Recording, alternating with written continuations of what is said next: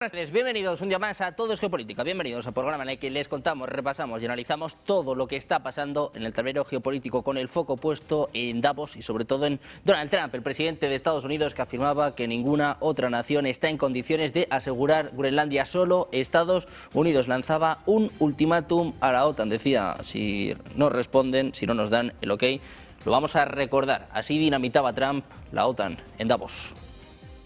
Estados Unidos solos pueden proteger a esa gigantesca pieza de hielo, desarrollarla y hacer que funcione bien a favor de Europa y a favor de nosotros. Y es por esa razón que apunto hacia negociaciones inmediatas que finalicen en la adquisición de Groenlandia por parte de los Estados Unidos, al igual que hemos adquirido territorios a lo largo de nuestra historia, como lo han hecho otras naciones europeas, muchas naciones europeas.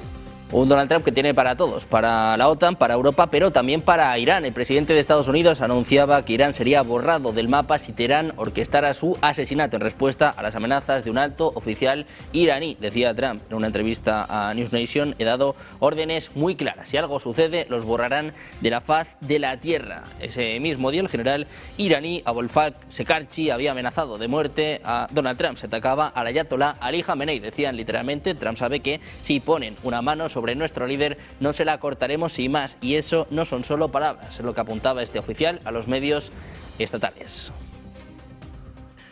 Y todo esto en un nuevo día de caos en Europa. Les contábamos hace apenas minutos cómo se ha paralizado el acuerdo de Mercosur. También se ha parado el acuerdo entre Europa, entre la Unión Europea y Estados Unidos. Vamos a contarles precisamente que el Parlamento Europeo ha aprobado por 334 votos a favor, 324 en contra y 11 abstenciones una propuesta para remitir el acuerdo comercial entre la Unión Europea y Mercosur al Tribunal de Justicia de la Unión Europea. No es la única decisión que se ha tomado en los últimos minutos, se lo contábamos en el informativo de Negocios Televisión con Bert Lange, el jefe del Parlamento Europeo en materia de comercio, que ha anunciado este miércoles que el acuerdo comercial entre la Unión Europea y Estados Unidos ha quedado en suspenso hasta nuevo aviso, en respuesta a las aspiraciones de Trump sobre Groenlandia. En un mensaje en X ha anunciado, dice literalmente, oficial: el acuerdo queda en suspenso hasta nuevo aviso. Nuestro equipo negociador acaba de decidir suspender. Su publicación llegaba justo en el momento en el que Trump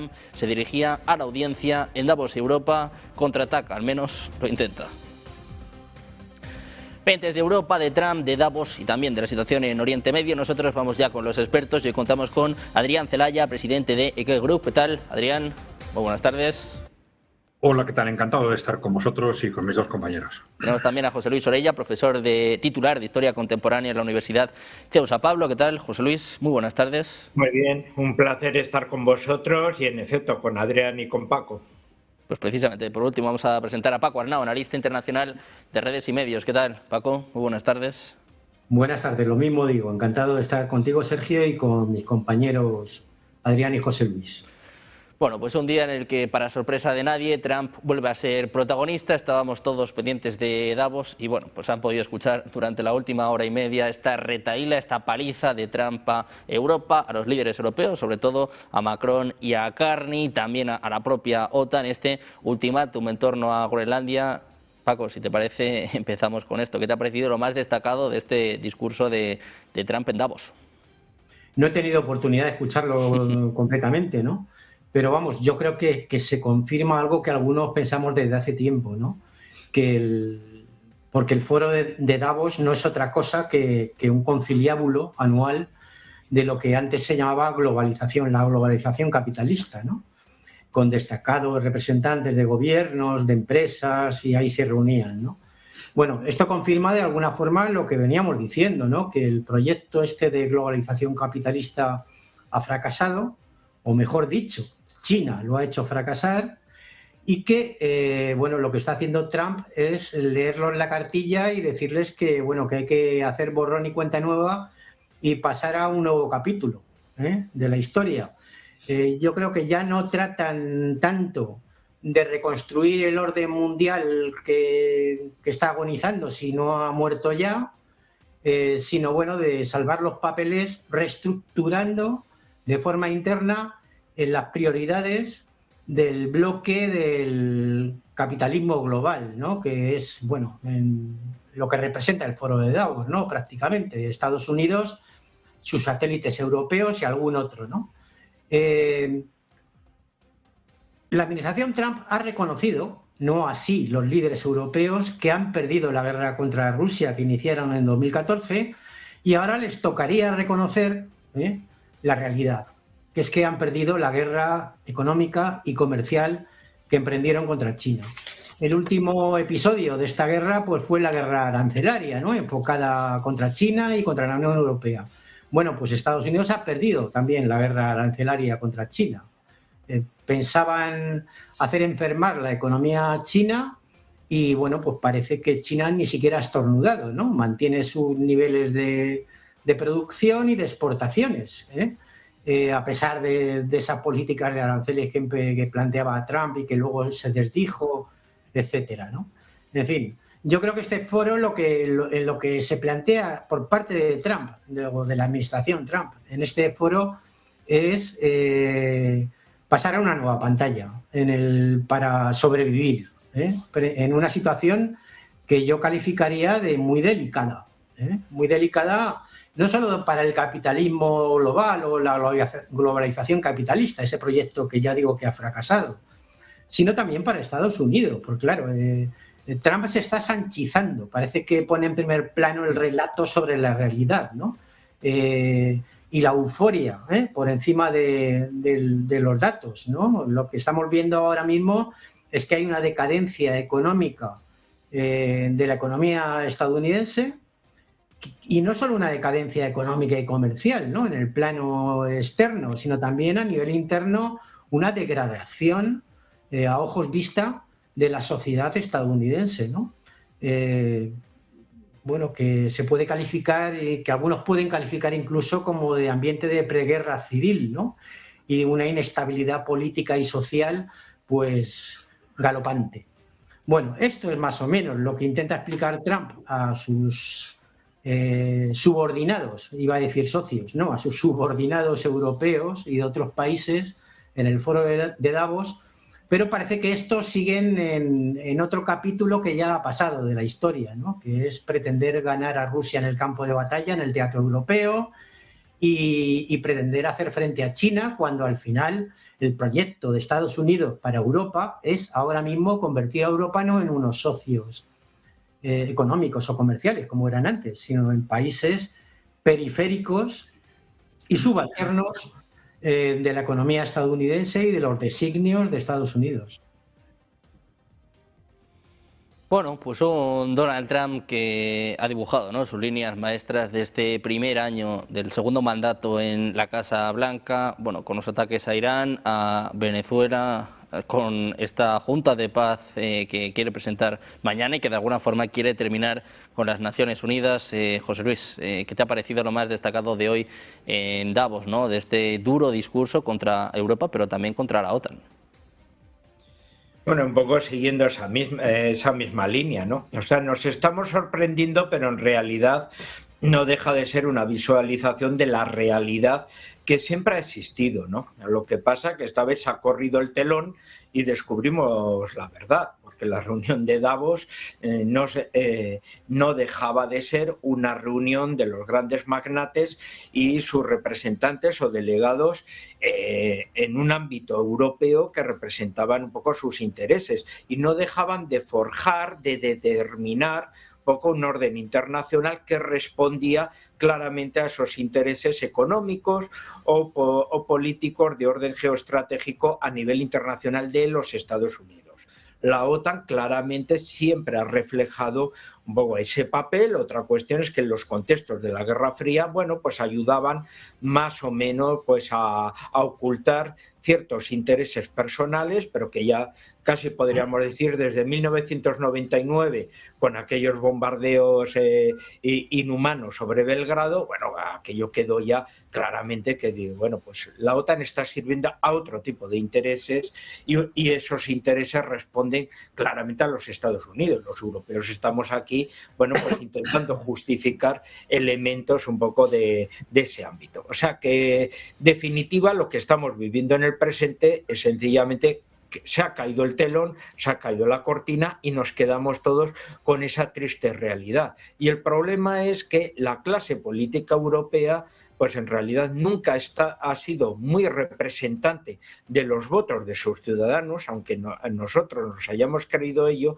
sino muy representativos, bueno, pues de los grupos que los habían colocado para que nosotros les pudiéramos votar, ¿no? Solo hace falta ver los perfiles curriculares de Macron, de Mersch o del propio Starmer, etcétera, ¿no?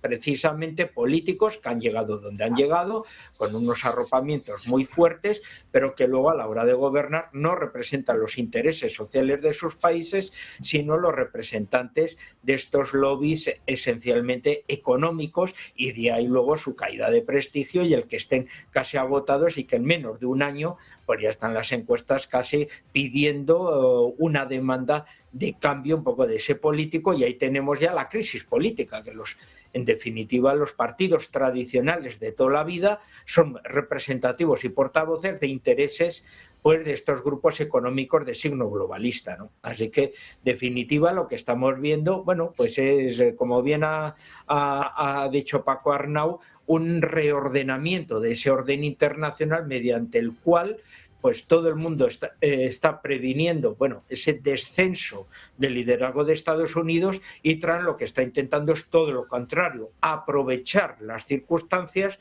para poner esa realidad, ese reorden, que Estados Unidos se mantenga como uno de los elementos decisivos en ese nuevo orden internacional. El llamamiento a la Junta de Paz sustitutiva de unas Naciones Unidas que nunca han servido de nada sino a nivel propagandístico, y que, como hemos visto, ha habido países de primera y países de segunda, países de primera a los cuales se podía castigar, países de segunda que han podido pues bombardear, arrasar poblaciones a sus fronterizas sin que nunca se les haya dicho nada, ni siquiera sus ministros o primeros ministros hayan podido ser detenidos y juzgados por crímenes internacionales, pues nos denota que, bueno, pues ahora esto sería, pues en definitiva, algo sustitutivo, pero mucho más subjetivo, porque ¿quiénes forman ahí? Pues entre los mismos miembros de la Junta de Paz, bueno, es que vemos que algunos deberían ser juzgados por crímenes. Entonces,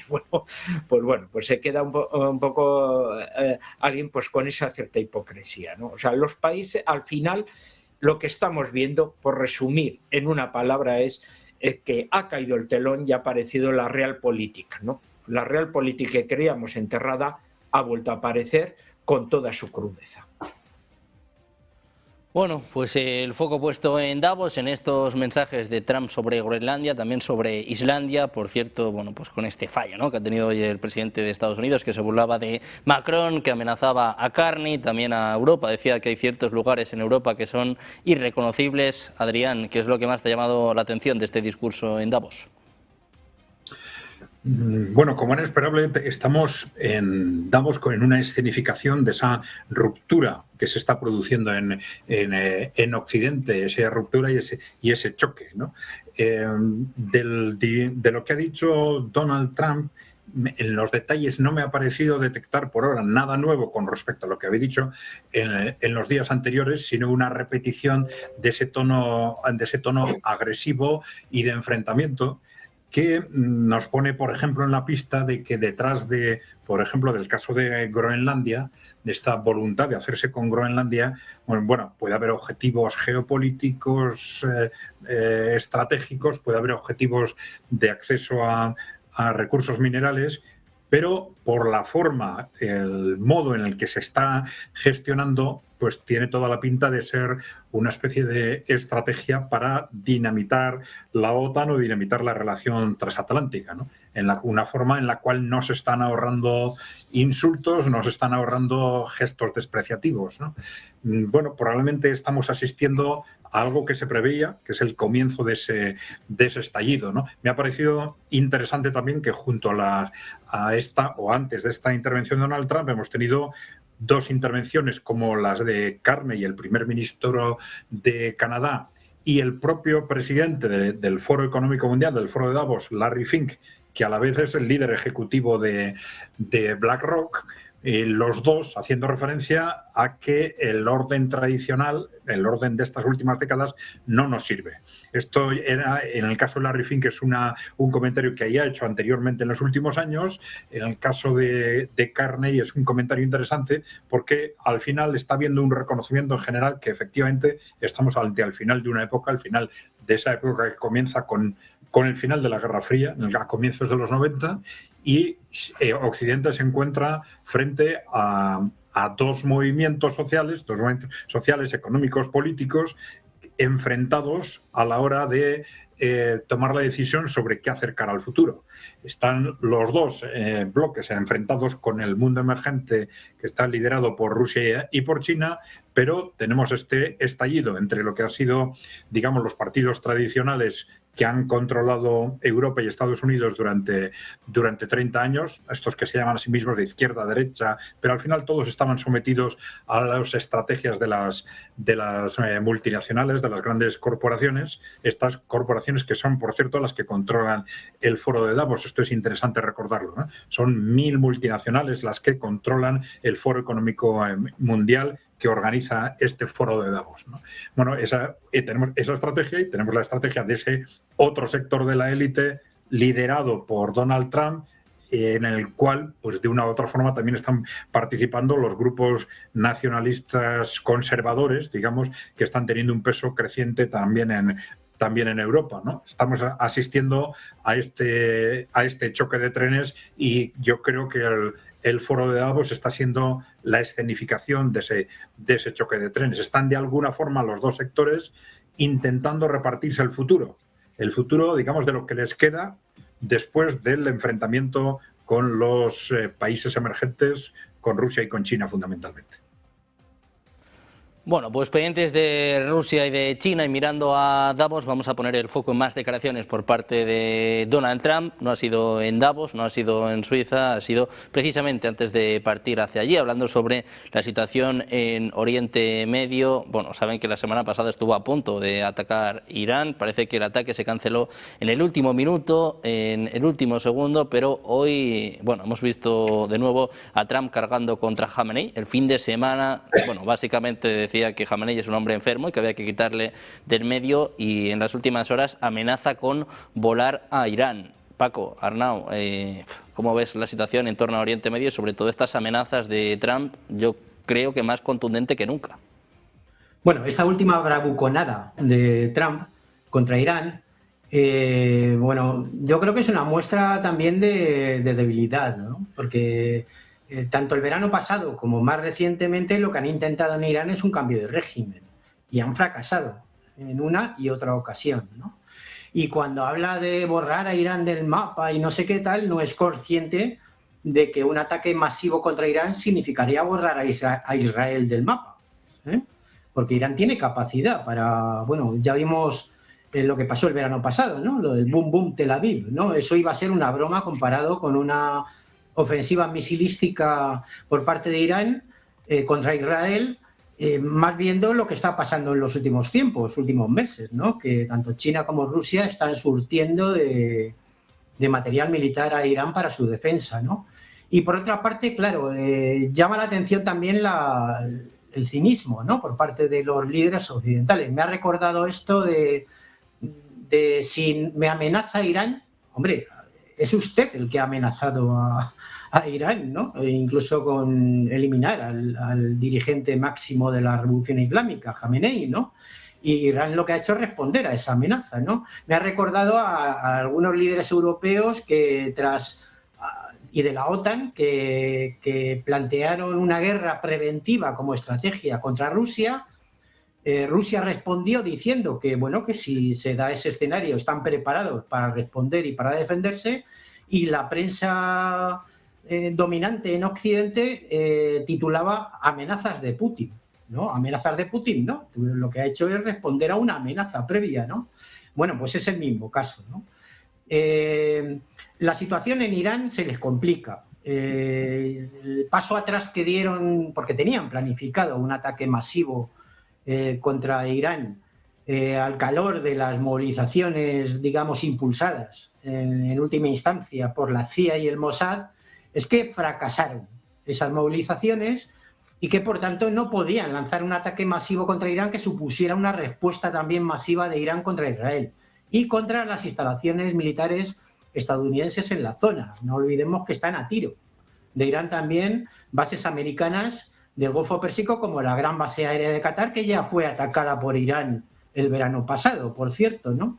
Entonces, ¿a qué están jugando, no? Estaban jugando a un cambio de régimen, fracasó esa operación y, claro, no pueden plantearse una operación con moción y pavor, ¿no? Como la que hicieron en Irak con la invasión. Irán no es Irak, es un país con cerca de 100 millones de habitantes, que tiene más de 3 veces la extensión de España y sería absolutamente impracticable una invasión del país persa por parte de Estados Unidos y de Israel, ¿no? Es decir, lo que intentaban era un cambio de régimen por medio del clásico manual de las primaveras árabes, aunque Irán no sea un país árabe, que es crear malestar social generado por las propias sanciones económicas que Estados Unidos y Occidente habían impuesto a Irán y a partir de ese malestar social desembocar en una caída del gobierno y en poner a un títere. En este caso podría ser el hijo del Shah o quien fuera, ¿no? En Irán ya lo hizo la CIA, ¿no? Precisamente cuando depuso al primer ministro Mossadegh en los años 50, que fue el inicio de la dinastía esta que llaman del Shah, ¿no? Que era un sargento que se autonombró Shah de los persas. Pero vamos, ahora tenemos al hijo, diciendo por ahí que es el Juan Guaidó de Asia Central o de Oriente Medio, ¿no? En fin, bravuconadas. Y bueno, pues al final se le va la fuerza por la boca a veces también, ¿no? Y no tienen en cuenta la realidad, ¿no? También en el caso de Venezuela, ¿no? El objetivo no era otro que el de un cambio de régimen. Impulsaron movilizaciones de la oposición en tiempos pasados y pensaron que con el secuestro de Maduro y la incursión de un comando en Venezuela para secuestrar al presidente iban a provocar una gran movilización en las calles de la oposición venezolana. Bueno, pues no ha sido así. Y esta es la razón, por otra parte, por la cual ahora Trump está tratando como muñecos de trapo a los líderes de la oposición venezolana, entre ellos María Corina Machado y otros, por mucho que se arrastren y le regalen ahora el Premio Nobel de la Paz después de bombardear su propio país, ¿no? En fin, no es oro todo lo que reluce en esta batalla del relato que me refería en mi primera intervención que ha emprendido Trump. Es decir, la realidad difiere bastante del relato eufórico de Trump cuando plantea que está controlando prácticamente el mundo y mucho menos acabando con guerras, porque parece que está agudizando o iniciando las que iniciaron otros, ¿no? Como el caso de Obama y Biden, ¿no? Que fueron los que batieron el récord de nuevas guerras en el mundo. Bueno, pues un Donald Trump que sigue abriendo frentes, que sigue hablando de la situación en Oriente Medio. Hablaba también en Davos sobre Hamás, decía que no habría paz en Oriente Medio si no hubiese sido por este ataque en Irán y sobre todo, bueno, pues volvía a amenazar con borrar a Irán del mapa. José Luis, quiero preguntarte por esto, porque estamos acostumbrados a las amenazas de Trump, pero igual está pasando a un nuevo nivel, ¿no? Bueno, pues se ve que ya venía caliente de sus conversaciones con Netanyahu y entonces, bueno, pues se visualizó claramente un poco con sus opiniones, ¿no?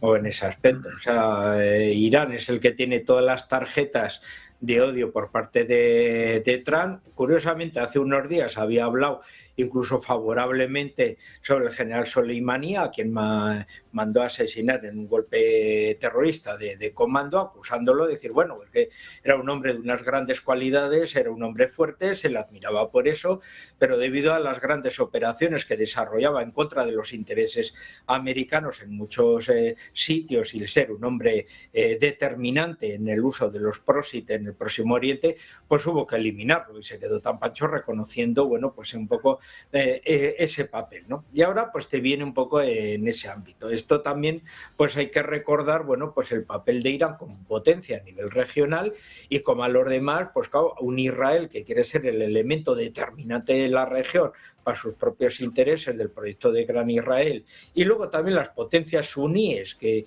nunca han visto a Irán más que como un rival ajeno un poco a la cultura claramente del Islam suní y también de la cultura árabe, pues bueno, el que pueda perder su importancia, su influencia, pues también a ellos, bueno, pues dejan que Estados Unidos pueda tener esas bravatas para ver si la ampliación de sus trozos de influencia pueden ser menores. Aquí un poco, en realidad también, pues bueno, como bien ha dicho mi antecesor, Paco Arnau, la revuelta, ese intento de revolución de color, lo único que ha demostrado ha sido dos cosas. El régimen iraní no es el régimen sirio, que tenía un soporte social menor porque se apoyaba a las minorías religiosas. En el caso de Irán, el soporte es bastante mayor, se basa en un nacionalismo que además ha ido incrementando también con las presiones y con los ataques, y lo que ha quedado claramente demostrado es que las organizaciones de oposición, sean las interiores, que tienen una gran propaganda y una gran ayuda por parte de Estados Unidos, o las periféricas de movimientos de tipo secesionista, bueno, pues no tienen la fuerza que pretendían o que creían, porque en definitiva, cuando empezaron los muertos y había unos 100 muertos, ojo, 25 eran de los servicios de orden de los propios iraníes. O sea que los grupos de oposición habían empezado con emboscadas e iniciando ya un inicio de guerra civil, y se ha demostrado que no han podido desarrollar esto. También en parte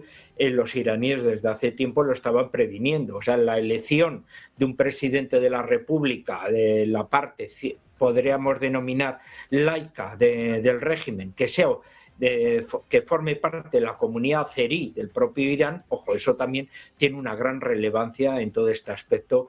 En ese sentido, lo que ha quedado claro es que una revuelta de tipo interno no se puede desarrollar, solo son ya esas presiones de tipo externo, pero aquí no estamos hablando de una situación a la venezolana, sino todo lo contrario. Y una reacción de Trump en la cual quedaría como un Truman más, en el aspecto de decir, si usted me amenaza, yo le puedo incinerar 2 o 3 ciudades con toda la población civil dentro.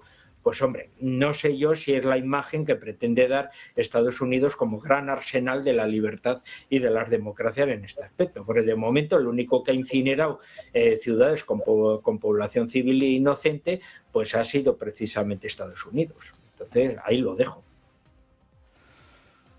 Bueno, pues Estados Unidos con Donald Trump a la cabeza, que sigue amenazando a Oriente Medio, que sigue amenazando sobre todo a Irán, bueno, después de todo lo que sucedió la semana pasada, después de que el US Abraham Lincoln esté a unas 72 horas, es lo que están apuntando muchos datos de seguimiento. Se habla también de varios aviones que estarían acercándose a Oriente Medio. Hoy precisamente Trump hablaba en Davos de los bombarderos. Adrián, siguen las amenazas en torno a Irán y, bueno, parece que Trump, antes o después, va a tener que atacar, ¿no? No va a echarse atrás de nuevo. O ya veremos, ¿no? También es difícil predecir lo que vaya a hacer el propio Trump. Efectivamente, porque la verdad es que Trump se ha echado atrás más de una vez, y en concreto con respecto a Irán, ¿no? Bueno, todos nos preguntábamos durante los últimos meses en los que se comentaba repetidamente que se estaba preparando un ataque entre Israel y Estados Unidos, que Israel estaba constantemente gestionando sus relaciones con Estados Unidos a efectos de poner en marcha ese ataque. Nos preguntábamos de qué se iba a tratar, porque por un lado, como han dicho mis compañeros, Estados Unidos, bueno, no es capaz de lanzar un ataque terrestre con cientos de miles de soldados contra Irán. Y por otro lado, pues Irán demostró sobradamente su fortaleza en la guerra de los 12 días. Una fortaleza, si se quiere, contradictoria, porque demostró una enorme capacidad de ataque con respecto a Israel, a pesar de sus déficits en el ámbito defensivo, tanto en la aviación como en la defensa antiaérea, que es algo que ya estaba detectado por parte de sus aliados, ya lo hemos dicho alguna otra vez, pero que Irán, a partir precisamente de esa guerra, pues se dio cuenta de que efectivamente China y Rusia tenían razón, de que ese armamento en esos ámbitos era anticuado, y durante este periodo pues lo que ha hecho es precisamente resolver este problema, ¿no? Tanto poniendo, digamos, armamento de último nivel, tanto en el ámbito de la aviación como de defensa antiaérea, con con Rusia y con armamento ruso y chino, ¿no? Bueno, entonces, ante esa circunstancia, lo que luego hemos visto es que lo que en realidad aparentemente estaban preparando Israel y Estados Unidos, pues era una revolución de colores. Como hemos visto, una revolución de colores masiva y con una enorme agresividad que ha resultado fallida. Bueno, ¿esto descarta otro tipo de ataques? No, porque a Trump le gustan muchísimo los ataques efectistas. Recordemos esos ataques contra el armamento o el armamento, vamos a decir, sí, el armamento nuclear iraní, el programa fallidos, que tuvieron un armamento, sí, supuestamente nuclear o ataques que fueron fallidos, que fueron presentados con un enorme despliegue publicitario, pero que luego se vio que habían tenido un efecto muy inferior al anunciado y que no habían conseguido sus objetivos. Entonces, no hay que descartar ataques efectistas de este tipo, que a Donald Trump le gustan mucho y que le preocupan más desde un punto de vista del efecto mediático inmediato que desde el punto de vista de que efectivamente se consiga o no derribar a un gobierno, sabiendo, porque esto Trump lo sabe, primero que derribar a un gobierno como el de Irán es algo tremendamente difícil, derrotar militarmente a Irán es casi imposible y que en último término detrás de Irán pues están Rusia y China, ¿no? Porque claro, Irán no es un país cualquiera. Irán para Estados Unidos o para Israel es la llave de Oriente Medio. Si Irán cae bajo la órbita de Estados Unidos, supondría para Estados Unidos recuperar ese control de Oriente Medio que ha ido perdiendo progresivamente en las últimas décadas, y también dar un golpe casi mortal, diría yo, al proyecto multipolar de los países emergentes. China y Rusia no iban a tolerar una derrota militar de Irán. Muy probablemente Trump sabe esto, pero sabe también que desde el punto de vista, primero, de su relación con Israel y segundo, de el tipo de relación que mantiene con los poderes fácticos, pues que esos golpes de efecto, tanto verbales como prácticos, en los que demuestre una constante agresividad y una constante capacidad de hacer daño, pues son los que le vienen bien y los que de alguna forma le mantienen dentro de esa imagen de fuerza que de alguna forma le gana el respeto de sectores con los que tiene que llevarse bien cara, entre otras cosas, a las elecciones de noviembre, ¿no? Bueno, pues con el foco puesto en estas elecciones de medio término, pendientes de Oriente Medio, hoy desde luego la mirada estaba puesta también en Europa. Hemos escuchado, por ejemplo, a Mark Rutte, secretario general de la OTAN, que dice que Trump está en lo cierto con Groenlandia, que está siendo amenazado por Rusia o por China. Hemos visto cómo se rompía en las últimas horas el acuerdo con Mercosur, al menos se paralizaba también el acuerdo con Estados Unidos. Paco, ¿cómo ves la situación en Europa y sobre todo, bueno, pues estos bandazos, este contraataque que se está intentando formular ahora? A ver, con el tema de Groenlandia, como no puede inventarse la excusa de narcopiraguas de esquimales, ¿no?, como fue el caso de Venezuela, pues ahora se han inventado lo de la supuesta amenaza rusa y china sobre Groenlandia, cuando en ningún momento ni Rusia ni China han expresado ningún tipo de reivindicación económica territorial sobre Groenlandia, ¿no? Es la excusa que se han inventado esta vez, ¿no? Lo más característico del tema de Groenlandia es cómo ha conseguido Estados Unidos tender en el suelo, porque arrodillados ya estaban, a los dirigentes europeos, ¿no? Y hacer una demostración de fuerza, sobre todo frente a Europa, frente a sus aliados de Europa Occidental o sus subordinados de Europa Occidental. Es decir, voy a hacer lo que me dé la gana por encima de vuestra propia soberanía nacional y de vuestro territorio, ¿no? Y esto es una ruptura también de los principios de lo que esta agónica Naciones Unidas, ¿no? Estas Naciones Unidas agonizantes de las últimas décadas, ¿no? Naciones Unidas nació como la organización de los aliados que derrotaron a Alemania y a Japón, es decir, la Unión Soviética, Estados Unidos, Francia, Gran Bretaña y alguno más. Y bueno, con la Guerra Fría perdió casi su razón de ser, ¿no? Pues lo que con el derecho de veto, etcétera, etcétera, pues se convirtió en un instrumento, de la nada, ¿no? Es decir, que fue casi prácticamente incapaz de parar conflictos, etcétera, ¿no? Entonces lo que pretende Trump es crear ese nuevo orden dentro de lo que llamamos el occidente colectivo, porque ya no aspiran a controlar a un nuevo orden internacional, estarían fuera de la realidad si aspiraran a ello. Ese orden internacional ya ha desaparecido, lo que se llamaba globalización capitalista, ¿no? Desde el final de la Guerra Fría, con la caída de la URSS, hasta principios de este siglo, con la guerra de Irak y la invasión de Irak, ese mundo ya ha desaparecido y lo que pretende Trump, como he dicho de un principio, es reorganizar el marco de relaciones entre lo que era Estados Unidos y sus aliados, que ahora pasan a ser Estados Unidos y sus subordinados, ¿no?